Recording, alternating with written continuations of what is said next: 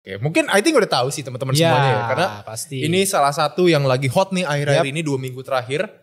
Spill aja namanya kali ya. Boleh. Namanya tapi kalau di 2025 ini ya hanya lu sebagian besar. harus agak sedikit picky ya. Karena gak semua koin tuh naik gitu kan. Iya, jadi sebagian besar itu dari top 100 lah biasanya. Jadi yang market cap-nya gede-gede itu yang naik sih kalau sekarang. Jadi ada rumor di X, katanya dia mau balik lagi ke Binance. Nice ya berarti ya. Gitu Kalau nggak salah tuh ada 7-8 koin yang kita listingin. Dan kalau ditanya koin apa yang lagi menarik, memang itu ya masa gue spill di sini. Tapi karena dia nanya gue spill aja gitu apa-apa. kan. Yang baru di listing aja. Ya, jadi ada satu koin namanya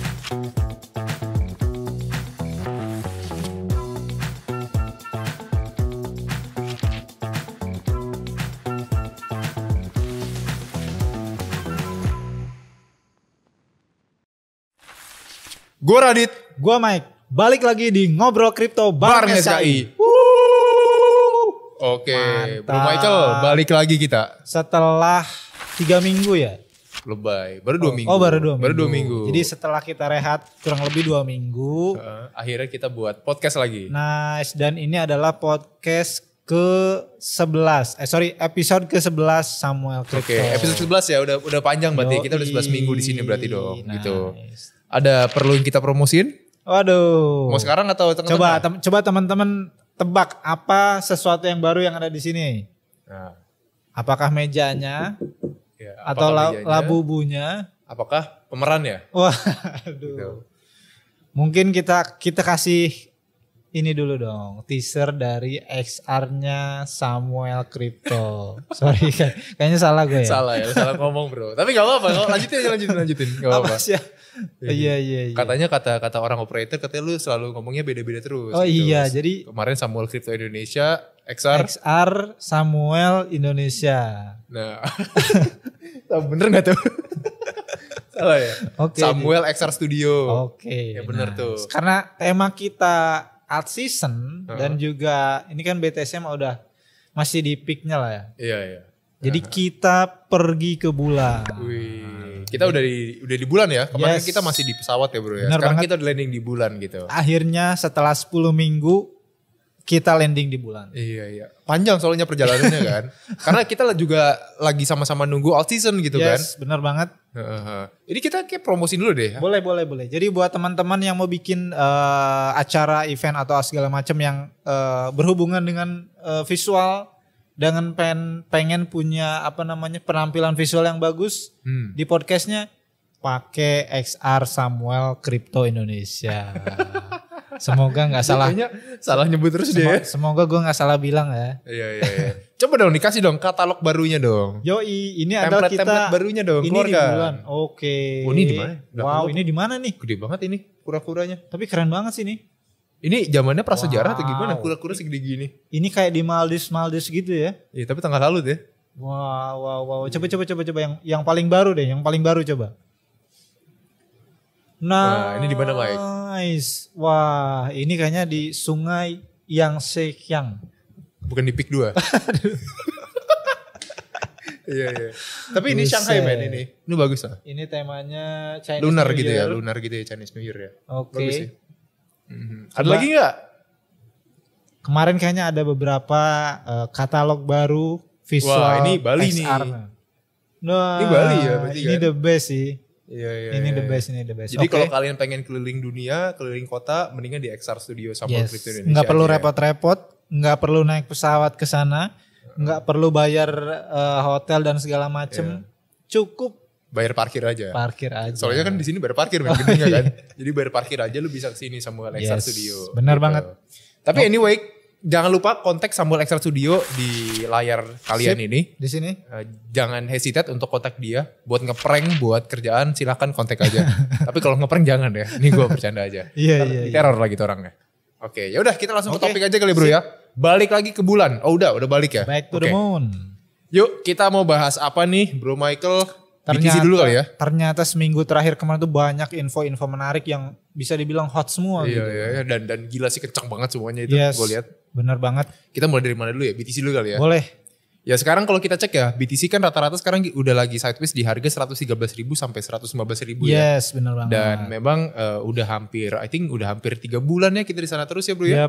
Belum sideways terus. Belum ada pergerakan yang signifikan, belum ada sentimen yang bisa nge-boost Bitcoin gitu. Benar. Tapi syukurnya dia masih di area itu loh bro. Nah. Jadi dia gak turun banyak tapi juga gak terlalu naik banyak gitu. Adopsinya masih tinggi. Padahal ya kalau kita lihat sekarang kan kita udah hampir di penghujung kuartal 3 ya 2025 ya. Dan sebentar lagi kita udah mau ke kuartal 4 2025 gitu. Which is secara teori 4-year cycle harusnya sebentar lagi kita udah mulai selesai puncak gitu kan. Udah selesai. Harusnya udah mulai selesai gitu. Cuman Bitcoin menunjukkan tanda-tanda belum mencapai puncaknya malah sekarang. Belum menyerah. Gitu. Bitcoin belum menyerah. Ya. Gitu. Nah itu mungkin karena apa ya bro ya kalau lo bisa cerita nih bro? Mungkin sebenarnya ada banyak hal, cuman memang yang pasti kan salah satunya yang apa namanya mempengaruhi banget itu udah pasti institutional adoption lah ya. Itu satu. Terus yang kedua ini juga kan di US kan lagi gencar-gencarnya ada ETF, terus juga ada beberapa peraturan-peraturan baru yang lagi mereka apa namanya propose. Terus juga kemarin juga ada di UK, di Hong Kong dan segala macam. Jadi memang ada banyak rules baru yang mungkin tahun depan baru mulai kerasa sama pengguna kripto. Iya. Berarti ini masih dalam segi adoptionnya gitu ya. Oh iya dan satu lagi. Institusi apa tuh? Perang. Oh perang. Jadi sekarang kan kemarin kan ada satu berita yang cukup heboh. Jadi Saudi Arabia sama Pakistan itu bikin satu fakta agreement lah. Jadi kalau ada let's say US atau Israel nyerang Saudi itu sama dengan menyerang Pakistan. Begitupun sebaliknya. Kalau US atau Israel nyerang Pakistan sama dengan nyerang Arab Saudi. Ya that's why goldnya all time high terus ya harga emas ya gitu kan. Benar banget. Karena masih banyak ke uncertainty gitu. Tapi kalau kita ngomongin Bitcoin ya lagi-lagi itu kan basically adopsi institution ya bro ya dan juga government gitu. Betul sekali. Katalisnya masih bagus tapi belum ada katalis baru nih bro. Masih seputar itu aja gitu kan. Masih seputar itu aja. Jadi belum ada alasan Bitcoin bisa surpass its all time high-nya lagi gitu. Tapi kalau altcoin ya I think ini unik ya bro ini ya. Menarik nih, ini menarik. Mungkin kita dari topnya dulu kali bro ya, baru ke down ya. Mungkin kalau dari berita makroekonominya mungkin teman-teman sekarang tuh udah terinfo kali ya soal suku bunga. Kemarin ya. Jadi suku bunga di Amerika Serikat itu turun sebesar 25 basis poin gitu. Yang sekarang berada di angka 4% sampai 4,25%. Dan dari gubernur The Fed-nya atau ketua The Fed-nya tuh dia memberikan statement bro. Kalau misalkan apa tuh katanya? Dalam kuartal 4 2025 terakhir ini kemungkinan penurunan suku bunganya itu masih ada lagi gitu loh. Jadi mungkin kita akan expect ya di beberapa bulan ke depan akan ada suku bunga yang rendah gitu. Multiple cuts apa? Iya. Oke. Jadi ada banyak lah ya info-info berita-berita menarik terkait dengan makroekonominya. Cuman market dari alt season sebenarnya dari altcoin ya bro sebenarnya itu belum terjadi yang signifikan banget gitu. Mungkin untuk certain coin udah banyak yang naik gitu kan. Walaupun secara altcoin index di atas nih. Iya, walaupun secara altcoin index mungkin kalau teman-teman semuanya cek altcoin index nih sekarang sempat mencapai puncaknya di 100 bro. Bener banget gitu. Udah di atas. Jadi itu kan udah crazy banget kan. Harusnya ini udah bener-bener buran banget gitu. Harusnya tapi mostly dari koin-koin dari 10 koin palingan naik cuma 3 doang bro gitu loh. Maksimal 3 lah ya. Jadi yang 7 koinnya itu mungkin naik tapi sebentar pelan-pelan doang gitu loh. Dan kenaikannya pun nggak bisa spike gitu. Ratusan ribuan persen gitu loh ya. Betul. Jadi memang masih ada keterbatasan lah ya dari pergerakan dari altcoin gitu. Cuman kalau teman-teman semuanya mantau dari sektor-sektor yang memang kita sering mention gitu kayak RWA, DeFi dan macam-macam itu atau AI gitu kan. Sekarang itu lagi dapat exposure yang besar juga nih dari segi fund in ya bro ya dari altcoinnya gitu. Benar banget. Jadi ya mungkin nanti kalau ini kita bisa cek lagi ya bro ya terkait dengan beberapa altcoin yang menarik gitu. Sip. Ada lagi bro Michael? Nah jadi terkait altcoin tadi, jadi memang salah satu sektor yang sektor maksudnya. Aduh, bahaya ini. Bahaya. Bahaya. Sorry. Jadi ada salah satu sektor yang ternyata cukup menjadi highlight di minggu ini itu exchange, bro. Jadi exchange ya. CEX dan DEX. Oke. Mungkin I think udah tahu sih teman-teman semuanya ya karena pasti. Ini salah satu yang lagi hot nih akhir-akhir ini 2 minggu terakhir. Spill aja namanya kali ya. Namanya Aster. Nah. Dan dia tuh dari harga I think 0.1 something sekarang udah di 1.9 ya untuk all time high-nya ya bro ya. hampir $2 malah gitu. Kalau nggak salah nih bro ya, ini kan rebranding ya dari Apollox gitu ya bro ya. Bahkan untuk IPX-nya tuh kalau nggak salah lebih dari 400% itu naiknya. Iya karena swap ya. Iya karena dia langsung langsung auto swap gitu kan. Yes, benar banget. Kayak gitu. Jadi memang ini kemarin jadi topik yang menarik, Aster. Secara trading volume juga dia langsung jumping tinggi banget. Kabarnya juga hyper liquid killer nih bro. Gitu kan. Karena memang langsung di back. Not only from Changpeng Zhao yang punyanya Binance dulu kan foundernya. Tapi memang si Binance-nya sendiri pun juga invest ke dia gitu invest ke situ ya. Namanya Yeezy Labs gitu kan. Jadi one of the great project I think gitu kan. Cuman everything yang sekarang terjadi itu masih driven by momentum sama kayak mungkin karena famousnya si CZ kali ya kan. Jadi orang-orang tuh pada beli gitu kan. Tapi untuk dia mengalahkan Hyperliquid in terms of fundamentalnya ya kita harus cek juga ya kan 3 bulan ke depan gitu kan. Karena Hyperliquid kan sampai saat ini dia juga masih menjadi market leader ya gitu kan. Mungkin teman-teman juga nanti bisa kasih sedikit komentar di bawah apakah teman-teman pakai misalnya platform yang baru ini. Terus gimana experience-nya atau withdraw-nya oke kah atau gimana gitu kan. Atau tradingnya secara ini smooth segala macam gitu. Yang paling penting sih funding fee-nya ya. Funding fee-nya gitu kan. Apakah reasonable atau enggak gitu. Itu sih penting. Apalagi buat para trader ya. Iya karena kan dia perpetual ya bro ya. Dan ini untuk perpetual guys atau perpetual trader seperti kalian ini harus hati-hati lah. Karena market kan juga volatil ya bro ya. Yes benar banget. Jadi jangan terlalu over leverage, jangan terlalu over margin lah. Intinya safe play aja gitu loh. Tapi banyak juga teman-teman gue yang masuk ke Aster gitu loh. Ada yang dapat di harga 0.16, 0.17 gitu bro. Bahkan kalau nggak salah ada influencer ya di luar tuh nge-call Aster di harga 0.18 ya. Wow. Gitu. Bahkan sebelum Binance CZ pun untuk udah nge-announce gitu loh. Sebelum Binance CZ nge-announce bro. Jadi mereka udah nge-call duluan gitu kan. Jadi I think project ini masih driven by rumor lah ya, masih driven by sentiment doang gitu. Belum ada real fundamental di belakangnya gitu. Sekarang kan mereka masih stay di 1,4 ya. Iya 1,4 Jadi mungkin ada kemungkinan bisa naik tapi juga mungkin bisa katakan sama market sekarang kan kripto lagi turun sedikit nih. Iya. Tapi kalau dilihat market tuh agak lucu ya bro ya. Kalau kita compare sama 2021 gitu kan. Sekarang kalau 2021 tuh basically everything yang lu beli tuh kadang semua naik gitu kan. Benar. Tapi kalau di 2025 ini hanya lu sebagian besar harus agak sedikit picky ya karena nggak semua koin tuh naik gitu kan. Iya, jadi sebagian besar itu dari top 100 lah biasanya. Jadi yang market cap-nya gede-gede itu yang naik sih kalau sekarang. Tapi masih banyak orang denial bro. Iya. Jadi masih ada banyak orang yang percaya siklus 4 tahun ini ya akan terus terjadi gitu. Bulannya belum terjadi kayak gitu. Cuman ya balik lagi gitu kan. Apakah ada liquidity di pasar atau enggak gitu. Ya kalau ditanya liquidity sih ada lah pasti kan. Harusnya ada sih. Cuman masalahnya koinnya sekarang udah terlalu banyak gitu loh. Let's say lu dengan 1 liter air dulu di 2021 bisa untuk ngisi 10 gelas gitu kan. Tapi dengan 1 liter air di tahun 2025 lu gak bisa ngisi semua gelas dengan penuh gitu loh. Jadi mungkin setengah gitu kan. Jadi agak sedikit terpecah nih narasi-narasi dan juga koin-koin ataupun uang-uang lah yang masuk ke kripto gitu. Walaupun market cap-nya sekarang lagi cukup naik jadi di 4,1 triliun US dollar. Jadi memang harusnya inflow-nya udah mulai ke altcoin yang market cap-nya menengah dan ke bawah ya. Iya. Cuma memang sampai sekarang belum terjadi sayangnya ya. Ini kan udah mulai September, sebentar lagi Oktober, harusnya ini udah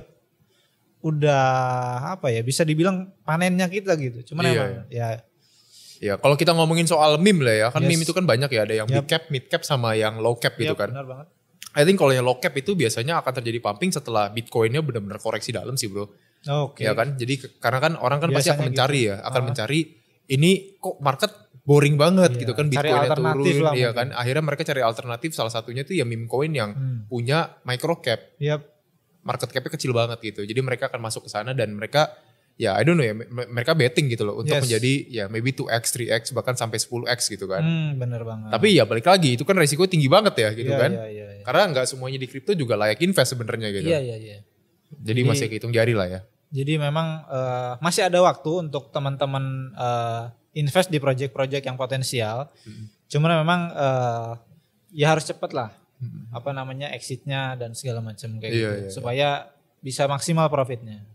Ya soalnya kalau nggak kayak gitu, sekarang gamenya buy and hold tuh agak sedikit sulit bro. Yes. Lu buy and hold, mungkin ya 2 bulan 3 bulan untung, tapi setelah itu kadang turun mereka gitu kan. Iya benar tuh. Ya yang lu kira ini udah bottom, tapi masih ada bottom lagi ada gitu. Bottom lagi. Jadi ini bottomnya di mana gitu kan? Itu yang susah sih. Itu yang susah untuk dipredik gitu. Karena akhir-akhir ini yang terjadi seperti itu gitu loh. Jadi koin yang kita kira fundamentalnya bagus gitu kan, back by bagus, tapi ya turun terus gitu loh. Kemungkinan turun itu ada terus. Karena kan mungkin mereka jualan juga kan untuk nutupin operasional ya. Iya.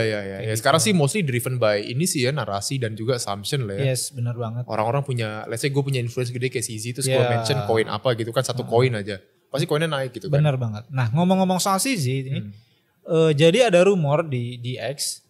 Katanya dia mau balik lagi ke Binance. Nice ya berarti ya. Kayak gitu. Jadi cuman mungkin kayaknya bukan sebagai board of director kali ya.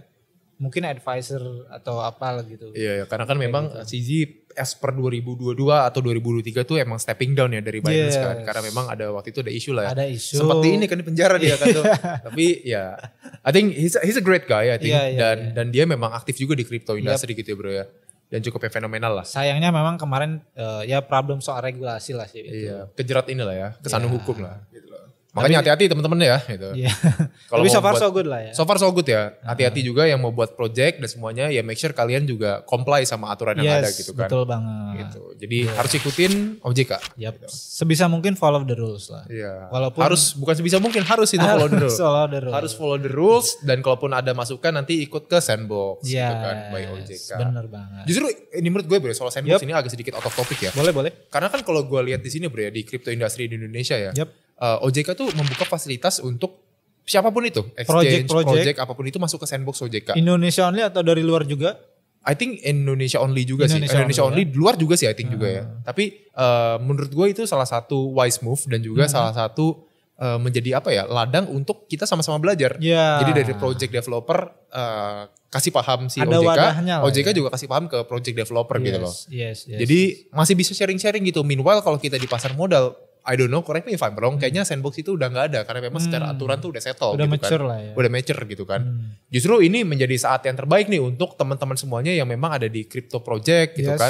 Ada yang di apa ya, kayak builder, ada yang dari exchange juga. Ya silakan kalau ada produk-produk ya ajukan saja ke sandbox OJK gitu kan. Dan di sana nanti di brainstorm bareng-bareng kan. Supaya nanti aturannya keluar. Ikuti gitu.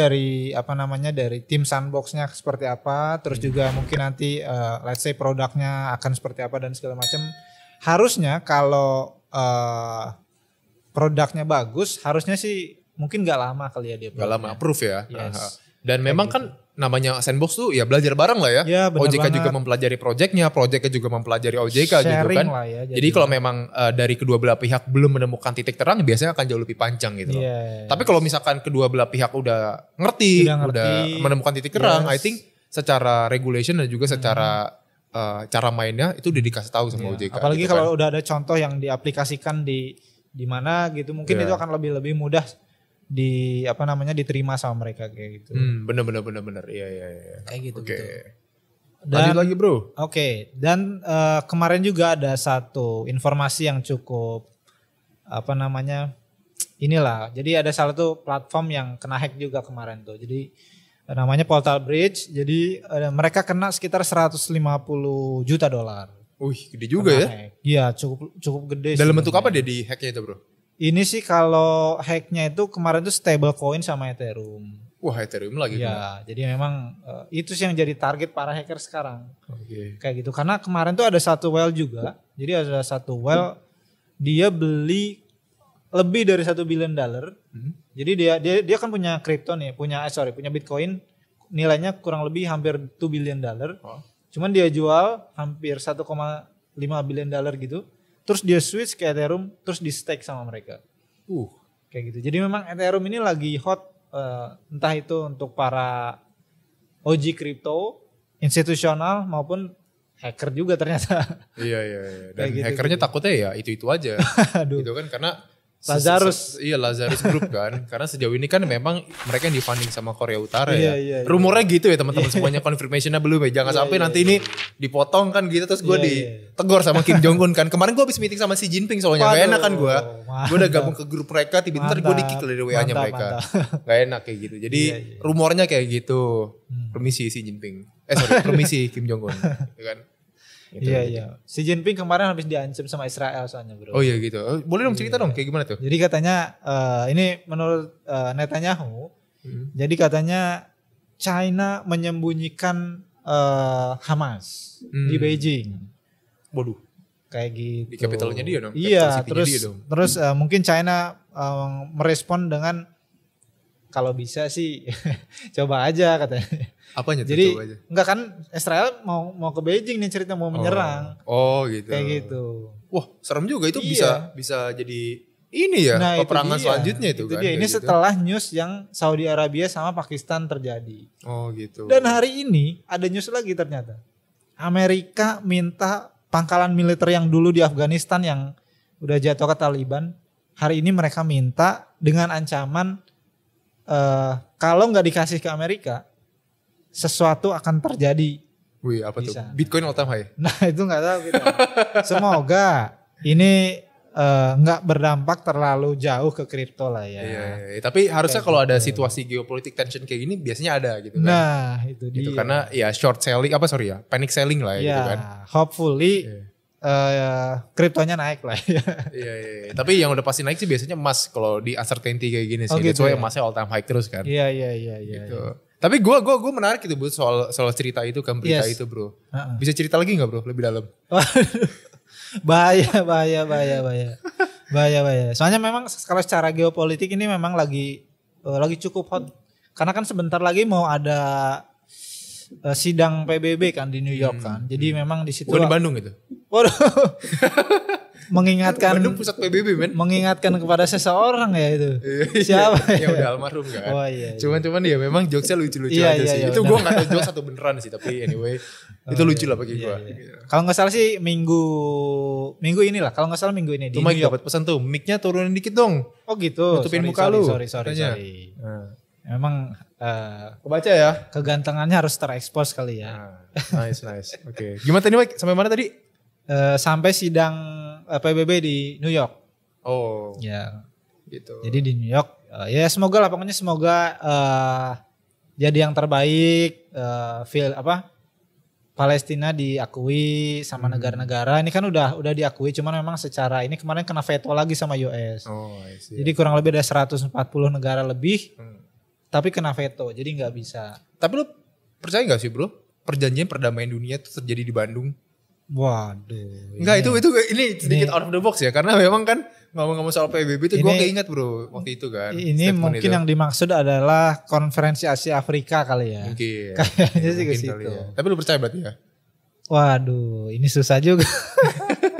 Kok kita ngomongin konspirasi gitu sih, ngomongin sesuatu yang tidak berbau kripto nih?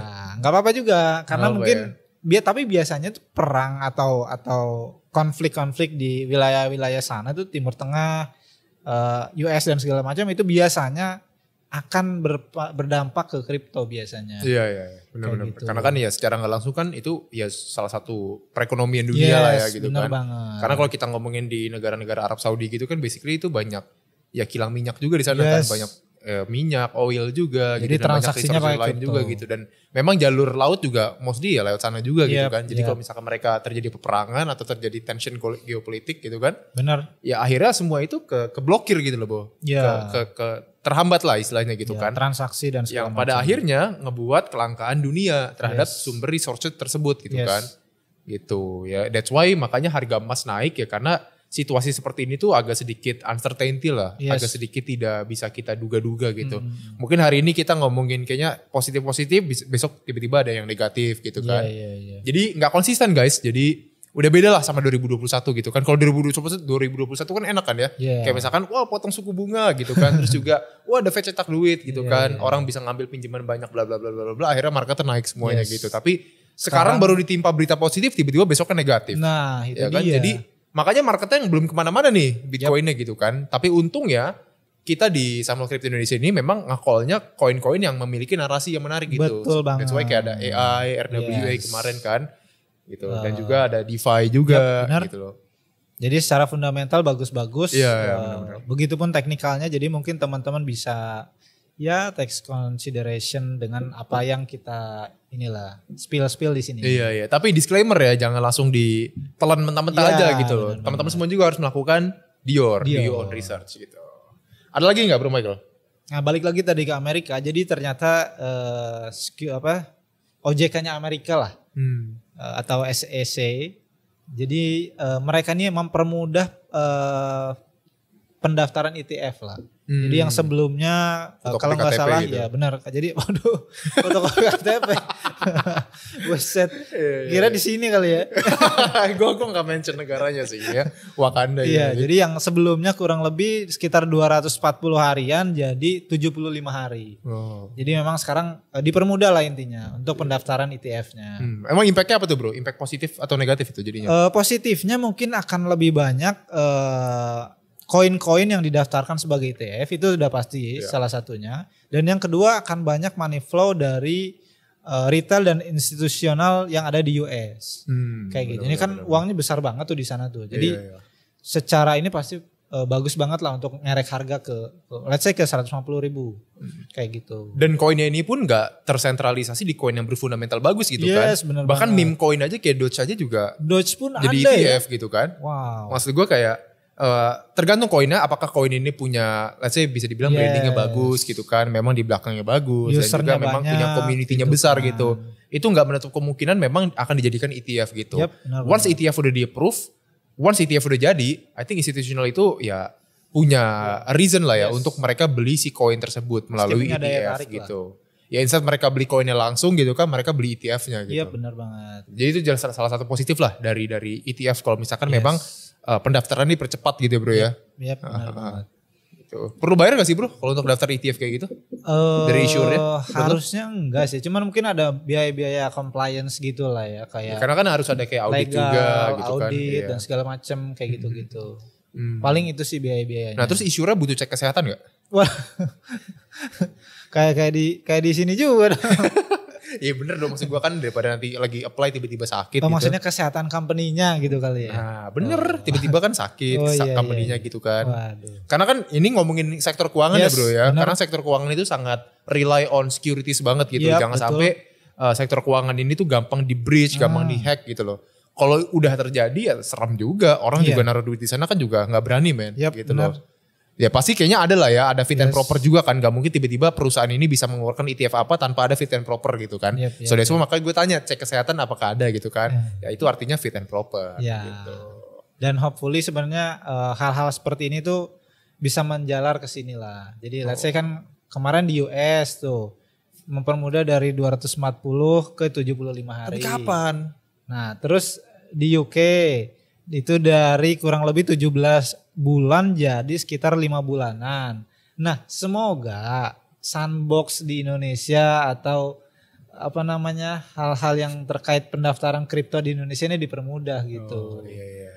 Gitu ya. Kayak ya pokoknya doing our best aja gitu kan untuk beberapa memang stakeholder kripto di Indonesia ya bro. Benar banget. Karena kan setahu gue tuh untuk listingin sebuah koin di Indonesia tuh ya bisa dibilang secara basically screeningnya tuh agak sedikit ini lah ya, advance gitu kan, agak sedikit banyak gitu ya. Dan jadi, kita pun selalu support ya. Iya dan kita pun selalu support gitu loh. Karena memang jangan sampai project-project yang masuk ke Indonesia ini bisa dibilang projectnya untuk nge-scam aja gitu loh. Itu sebisa mungkin projectnya ya memang memiliki real world utility, real world impact dan juga memiliki fundamental gitu loh. Jadi memang OJK ini nge-screeningnya agak sedikit ketat dan memang agak sedikit panjang lah ya prosesnya gitu loh bro. Prosesnya and it's a good signal, it's a good it's a positive signal juga kalau misalkan OJK melakukan hal itu gitu. Ya balik lagi untuk menjaga investor agar tidak terjadi kerugian gitu kan. Karena itu untuk keamanan teman-teman juga kan. Iya ini untuk keamanan teman-teman juga gitu. Kalau misalkan nanti teman-teman nanya ini, loh koin ini kok udah ada di centralized exchange luar gitu tapi di Indonesia belum ada, ya sabar ya. Kita juga lagi proses di sana gitu kan. Karena kalau kita nggak proses di OJK, screening macam-macam, ya OJK juga nggak bisa approve bro. Karena kan projectnya ya bisa dibilang dia nggak tahu, kita nggak tahu, semua nggak tahu kan gitu loh. Jadi memang harus ada yang namanya tuh bisa dibilang ya dicek dulu lah, screening dulu ya. Oke. Apakah koin ini layak untuk diperdagangkan di Indonesia gitu. Benar banget. Tapi saran gue satu lagi, kalaupun nanti ada proyek anak bangsa, ya sebisa mungkin di-support lah ya. Selalu support dan dukung project-project kripto yang dibikin sama developer lokal. Iya benar. Kayak gitu. Karena memang kalau misalkan bukan government yang mendukung project lokal, ya siapa lagi gitu kan. Yes, benar banget. Gitu. Supaya kita punya satu kebanggaan baru lah di dunia kripto global gitu kan. Gue juga dapat info itu bro, kemarin tuh ada salah satu project, I think project lokal ya yang di jaringan Sui, yang memang dapat support dari Sui-nya langsung gitu. Wow, kalau nggak salah PV gitu kan, itu buatan dari teman kita lah ya, Feby Metasari gitu kan, dan juga Kelvin gitu. Oh iya, kongres buat teman-teman. Mereka udah di support juga nih sama orang Parekraf kali ya, I don't know ya. Tapi itu menjadi salah satu positive impact banget nih untuk Indonesia gitu kan. And I'm really proud gitu kan. Dan bukan hanya gue yang proud, tapi I think seluruh crypto project Indonesia, pemain crypto Indonesia I think itu udah proud senang banget gitu bahwa ada project yang outstanding. Iya, dan itu kita dari Samuel Crypto akan fully support 100% lah untuk project mereka gitu kan. Sip, benar secara indirectly ya, bukan secara directly dong kan gitu. Kalau misalkan mereka butuh bantuan kayaknya untuk listing macam-macam ya pastinya kan kita akan coba inilah ya diskusi lah ya gitu kan. Benar banget. Gitu loh. Pokoknya kalau project lokal kita selalu open, tapi memang bukan berarti open kita langsung kayak silakan masuk gitu ya, tapi kita juga harus melakukan screening gitu loh. Iya. Jadi ya kita harus support lah project lokal bro ya. Benar banget. Nah, secara itu pun kripto, emas, nah ternyata money market fund juga ternyata jadi aset yang cukup hot. Iya. Dan dia mulai banyak institusional yang mencoba untuk mentokenisasi atau jadi back stable coin kayak gitu. Iya, karena memang fenomena sekarang terjadi adalah orang-orang tuh percaya kripto ini udah mau selesai gitu loh secara uptrendnya bro ya atau bullrunnya gitu kan. Jadi mereka melihat bahwa mungkin ke depannya orang-orang akan mencari aset yang memiliki fixed return. Iya. Jadi instead mereka buat aset yang bervolatil tinggi, ya mereka buat aset yang memang stabil, tapi juga memberikan yield gitu. Nah I think kita tinggal tunggu aja ya dari beberapa gebrakan pemain-pemain kripto di Indonesia. Dan pokoknya tunggu aja, I cannot spill everything di sini, tapi tunggu aja gebrakan-gebrakan selanjutnya. Gitu. Tapi sesuatu yang akan bagus lah. Untuk ekosistem kripto di Indonesia betul. Ekosistem keuangan di Indonesia. Bener. Tapi gara-gara let's say ya kalau kita ngomongin soal tokenize tadi lu bilang kan money market dan macam-macam gitu kan ya. Pokoknya traditional asset lah ya, traditional finance asset gitu kan.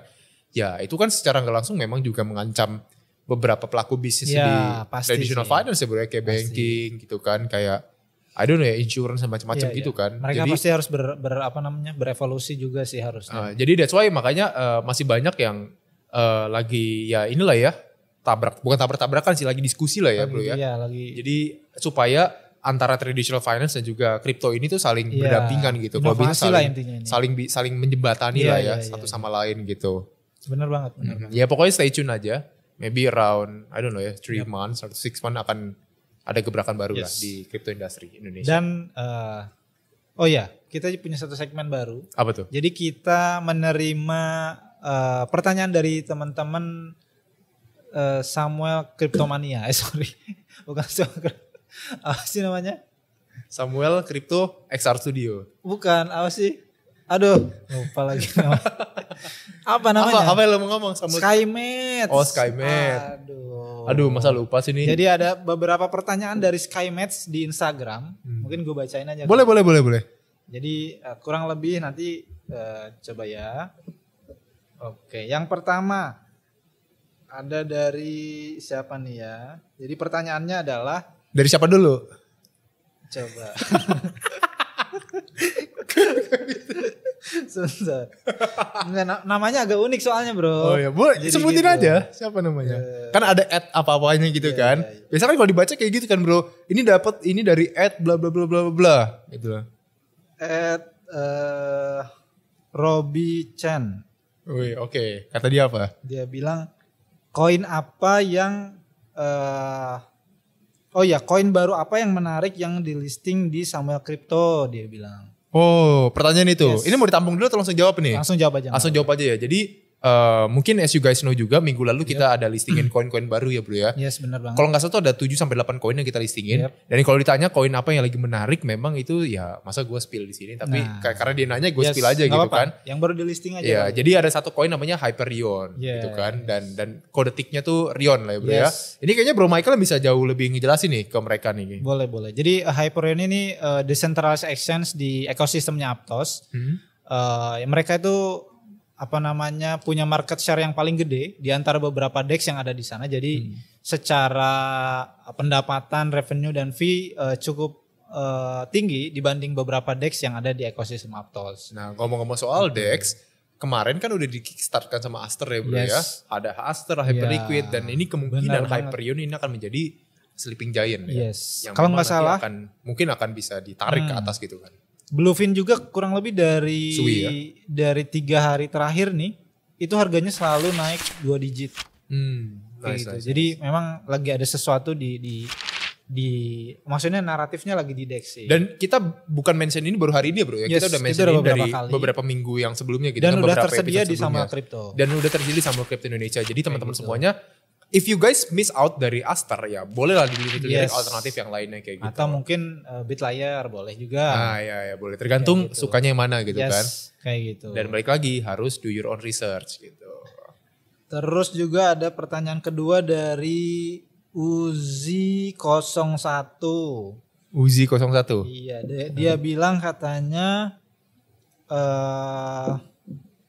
apa koin yang akan di-listing di Samuel Crypto selanjutnya. Waduh. Oke. Harus kita spill gak nih?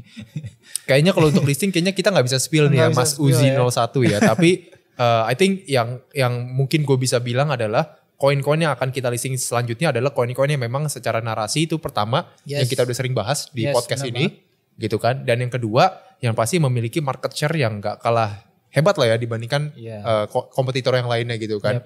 Jadi ya terus stay tune dulu aja karena gue nggak bisa langsung say di sini koin apa aja bro. Tapi kalau ditanya Aster akan masuk atau enggak, I think it's on the way lah ya ke Samuel Crypto Indonesia ya. Soon ya, benar semuanya. Oh ada satu lagi nih. Ini dari France USS agak username-nya aneh-aneh anak zaman sekarang. Oh, France ya. Iya, France USS pokoknya ini kayak gitulah. Dia bilang anak zaman sekarang, bentar maksudnya gimana tuh anak zaman sekarang? Maksudnya generasi alpha. Oh, generasi alpha. Dia bilang Samuel Crypto udah bisa nerima user yang di bawah 17 tahun enggak? Wah, belum bisa, Adek. Ya, jadi kita belum bisa menerima user di bawah 17 tahun hopefully. Gitu. Karena memang bukan hopefully sih, karena memang 17 tahun itu menjadi bare minimum lah untuk orang mengelola di sektor keuangan, mengelola keuangan di uang lah ya di sektor keuangan gitu kan. Jadi kalaupun nanti teman-teman semuanya yang memang masih di bawah 17 tahun, ya saranku sih ya dapat blessing aja dulu dari orang tua gitu kan. Suruh orang tua aja yang buka akun di sini, baru melalui orang tua bisa diinvestasikan gitu. Biasanya kalau dapat THR kan gitu kan. Sini uangnya mama titipin gitu kan, tiba-tiba besoknya hilang aja habis gitu. Jadi makanya kalau di crypto exchange ya memang kayak gitu aturan ya. Jadi di bawah 17 tahun, 18 tahun tuh I think gak bisa ya untuk buka rekening kripto gitu. Even di saham pun juga gak bisa gitu. Tapi kalau rekening bank udah bisa, kan ada yang junior kan. Oh iya benar banget. Jadi ya mungkin ya kedepannya mungkin kali ya nanti akan ada rekening kripto junior gitu. Semoga lah ya. Jadi cuma bisa holdnya koin-koin yang memang berfundamental bagus gitu kan kayak Bitcoin. Ya. Ini jadi masukan bagus loh ini OJK loh. Jadi jadi top 10 aja gitu kan. Karena sekarang tuh rata-rata yang menguasai sektor kripto di Indonesia tuh ya investornya tuh rata-rata kan Gen Z ya, anak-anak muda lah ya gitu kan. Dan gak menutup kemungkinannya juga kalau di bawah 16 sampai 17 tahun gitu kan. Jadi saranku ya kita coba aturin pakai peraturan di bank aja gitu. Kenapa kan. Enggak, bro? Dibuka rekening yang namanya kayak rekening kripto junior gitu kan. Itu dia ini keren buat tabung masa depan men. Keren banget. Tapi ya itu it's great idea gitu loh. Ini apa kita perlu bawa ini ke sandbox kali Mike ya? Boleh. Tapi ingat apapun kriptonya, apapun koinnya, belinya di Samuel Crypto Indonesia gitu. Ada pertanyaan lagi gak Bro Michael? Udah, sip. Cukup. Wah bentar nih, kayak gue ada pertanyaan lagi nih. Boleh. Satu orang dari namanya Bella K4RINA. Buset. Gitu. Dia bilang ke gue katanya gini, Bang gue nyangkut nih di Bitcoin di harga 124.000 gitu. Kira-kira baiknya di hold apa dijual dulu ya? Nah menurut lu gimana bro? Bitcoin di 120 ribuan lah ya. Jadi ini mungkin buat para investor retail. Jadi kalau bisa sebenarnya, jadi selalu dollar cost averaging DCA. Apalagi aset kayak Bitcoin ini bagus kalau untuk diakumulasi dalam jangka waktu yang panjang gitu. Jadi teman-teman punya nilai rata-rata yang agak rendah. Jadi itu bagus ketika mereka naik punya return yang oke. Oh jadi cicil terus ya? Yes, nabung cicil terus gitu kan? Kalau aset-asetnya ini bagus, let's say top 100 lah di CMC, better dicicil terus sebenarnya. Gitu. Kayak gitu. Jadi saran lu di cut loss atau di hold aja? Kalau ini Bitcoin ya terus cicil dong. Oh, oke. Iya dong. Oke, dia juga bilang juga nih, Bang, gue juga punya Aster di harga 1,9 nih. Waduh, ini baiknya berat. Diapain? Ini berat. Sebenarnya bisa juga di CE, cuman kalau ini harus agak sedikit gimana ya.